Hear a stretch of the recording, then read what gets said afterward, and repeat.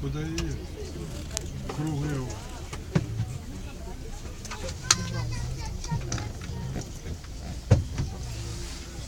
Я не знаю, там где-то его не видно.